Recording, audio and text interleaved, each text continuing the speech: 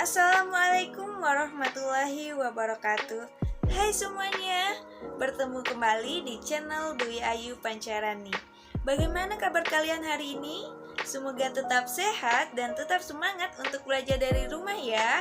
Pada kesempatan hari ini kita akan melanjutkan materi kita, yaitu mengenai manajemen pendidik dan peserta didik. Berikut profil saya. Perkenalkan, saya Dwi Ayu Pancarani dengan NPM A1M020061, kelas 4A, mahasiswa program studi pendidikan IPA, Universitas Bengkulu. Jadi, pada video hari ini kita telah memasuki materi baru, yaitu manajemen pendidik dan peserta didik, dalam rangka memenuhi tugas mata kuliah pengelolaan pendidikan dengan dosen pengampu Bapak Dr. Muhammad Kristiawan, Magister Pendidikan. Oke, adapun pokok pembahasan yang kita bahas pada materi ini, yaitu pertama kita akan membahas manajemen pendidik dan yang kedua manajemen peserta didik. Manajemen pendidik. Pengertian manajemen pendidik. Manajemen pendidik merupakan suatu kegiatan merencanakan, mengelola, dan mengorganisasikan, mengomunikasikan sumber daya pendidikan atau pendidik agar dapat berjalan atau melaksanakan tugas dan tanggung jawabnya secara efektif dan efisien, dengan maksud tercapainya tujuan pembelajaran atau tujuan pendidikan sebagaimana yang diharapkan. Kedua, tugas, kewajiban, dan hak pendidik. Tugas pendidik. Tugas pendidik menurut Undang-Undang Nomor 20 Tahun 2003 adalah merencanakan dan melaksanakan proses pembelajaran, menilai hasil pembelajaran, melakukan pembimbingan dan pelatihan, serta melakukan penelitian dan pengabdian kepada masyarakat, terutama bagi pendidik pada perguruan tinggi. Tugas guru sebagai profesi. Tugas ini menuntut kepada guru untuk mengembangkan potensi profesionalisme diri sesuai perkembangan ilmu pengetahuan dan teknologi. Kedua, tugas guru di bidang kemanusiaan. Tugas guru di bidang kemanusiaan adalah sebagai orang tua kedua di sekolah. Ketiga, tugas guru di bidang kemasyarakatan. Tugas guru di bidang kemasyarakatan adalah mendidik dan mengajar masyarakat untuk menjadi warga negara yang bertanggung jawab dan menjunjung tinggi nilai moral, sosial, maupun keagamaan, dan menjadikan anggota masyarakat sebagai insan pembangun. B. Kewajiban pendidik. Kewajiban pendidik dalam Undang-Undang Nomor 20 Tahun 2003 antara lain yaitu 1. Menciptakan suasana pendidikan yang bermakna, menyenangkan, kreatif, dinamis, dan dialogis. Kemudian C. Hak pendidik. Hak pendidik dalam Undang-Undang Nomor 20 Tahun 2003 adalah yang pertama, penghasilan dan jaminan kesejahteraan sosial yang pantas dan memadai. Yang kedua, penghargaan sesuai dengan tugas dan prestasi kerja. Dan yang ketiga, pembinaan karir sesuai dengan tuntutan pengembangan kualitas. 3. Peran pendidik. Yang pertama, guru sebagai pendidik. Kedudukan sebagai pendidik menuntut guru untuk membekali diri dengan pribadi yang berkualitas berupa tanggung jawab, kewibawaan, kemandirian, dan kedisiplinan.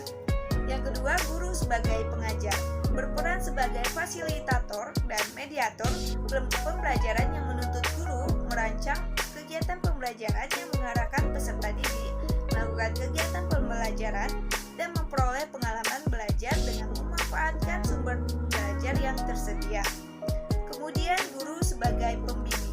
Sebagai pembimbing, guru mendampingi dan memberikan arahan kepada siswa berkaitan dengan pertumbuhan dan perkembangan pada diri siswa, baik meliputi aspek kognitif, afektif, maupun psikomotor, serta pemberian kecakapan hidup baik akademik, vokasional, sosial, maupun spiritual. Kemudian, guru sebagai pelatih. Dalam memberikan pelatihan, guru harus memperhatikan kompetensi dasar yang hendak dicapai, materi pelajaran, latar belakang budaya, dan lingkungan tempat siswa tinggal. Kemudian, guru sebagai penasihat, memberikan konseling sesuai dengan apa yang dibutuhkan siswa dan memberikan solusi terhadap masalah-masalah yang dihadapi. Kemudian, guru sebagai model dan teladan. Guru harus mampu meminimalisir perilaku negatif yang ada pada dirinya. Kemudian guru sebagai korektor, di mana guru itu harus membedakan mana nilai yang baik dan mana nilai yang buruk. Kemudian guru sebagai organisator. Guru memiliki kegiatan pengelolaan akademik, membuat dan melaksanakan program pembelajaran. Keempat, penguasaan kompetensi pendidik. Seorang pendidik harus menguasai sejumlah kompetensi-kompetensi, baik kompetensi yang sifatnya sangat mendasar maupun kompetensi yang sifatnya tuntutan dan pengembangan dari profesi keguruan. Contohnya adalah penguasaan kompetensi dasar dan penguasaan kompetensi pedagogik atau kepribadian sosial dan profesional. Yang kelima, rekrutmen dan seleksi guru dan staf meliputi kriteria dasar seleksi, yaitu rasional, ilmiah, objektif, dan sebagainya. Kemudian terdapat cara dan metode seleksi. Yang pertama, seleksi persyaratan administrasi. Kedua, seleksi pengetahuan umum. Ketiga, seleksi psikologi.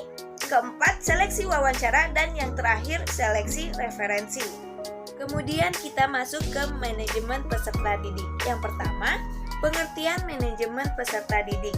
Manajemen peserta didik adalah suatu penataan atau pengaturan segala aktivitas yang berkaitan dengan peserta didik, yaitu mulai dari masuknya peserta didik sampai dengan keluarnya peserta didik tersebut dari suatu madrasah atau sekolah.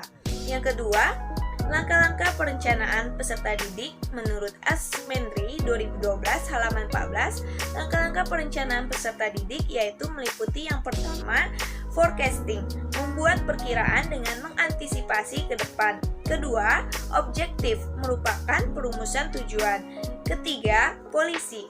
Kebijakan di sini berarti mengidentifikasi berbagai macam jenis kegiatan yang diperhitungkan untuk dapat mencapai tujuan. Keempat, ada programming, merupakan seleksi atas kegiatan-kegiatan yang sudah dirumuskan pada langkah polisi. Kelima, terdapat prosedur, merupakan merumuskan langkah-langkah secara berurut.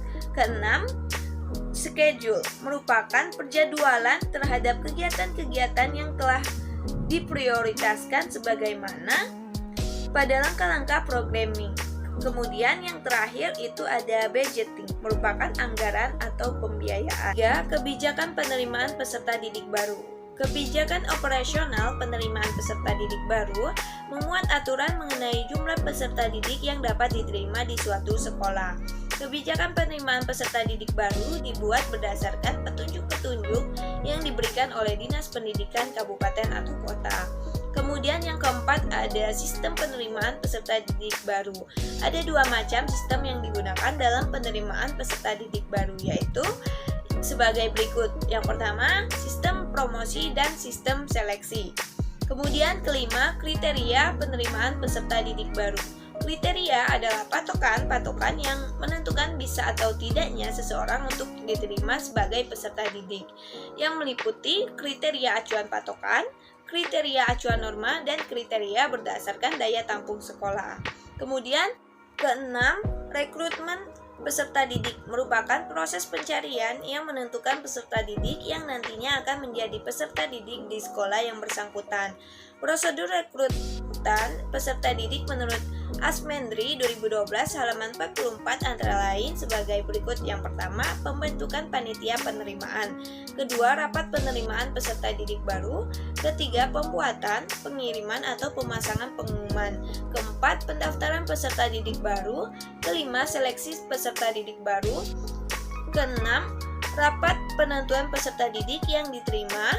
Ketujuh, pengumuman peserta didik yang diterima. Dan yang terakhir, pendaftaran ulang peserta didik yang diterima. Kemudian yang ketujuh ada orientasi peserta didik. Orientasi merupakan perkenalan situasi dan kondisi sekolah yang diberikan kepada peserta didik. Tujuan dan fungsi orientasi peserta didik antara lain sebagai yang pertama, tujuan orientasi agar peserta didik lebih mengenal dekat mengenai dirinya sendiri di tengah-tengah lingkungan yang baru. Kemudian agar peserta didik mengenal lingkungan sekolah, baik lingkungan fisik maupun lingkungan sosialnya. Kemudian yang terakhir, pengenalan lingkungan sekolah yang demikian sangat penting bagi peserta didik. Kemudian fungsi orientasi. Menurut Asmendri 2012, yang pertama, bagi peserta didik sendiri, orientasi berfungsi sebagai wahana untuk menyatakan dirinya dalam konteks keseluruhan lingkungan sosial. Kemudian, bagi personalia, sekolah dan tenaga kependidikan dengan mengetahui siapa peserta didik barunya akan dapat dijadikan sebagai titik tolak dalam memberikan layanan yang mereka butuhkan. Kemudian yang terakhir itu ada bagi peserta didik senior, dengan adanya orientasi ini akan mengetahui lebih dalam peserta didik penerusnya di sekolah tersebut. Oke teman-teman, jadi demikian materi yang hari ini saya sampaikan mengenai manajemen pendidik dan manajemen peserta didik. Semoga apa yang saya sampaikan dengan harapan teman-teman bisa dapat memahami dengan mudah dan juga semoga bermanfaat. Dan saya juga mengucapkan terima kasih kepada yang sudah menyimak dan mendengarkan. Semoga kita bisa bertemu di video berikutnya ya. Sampai jumpa. Dah.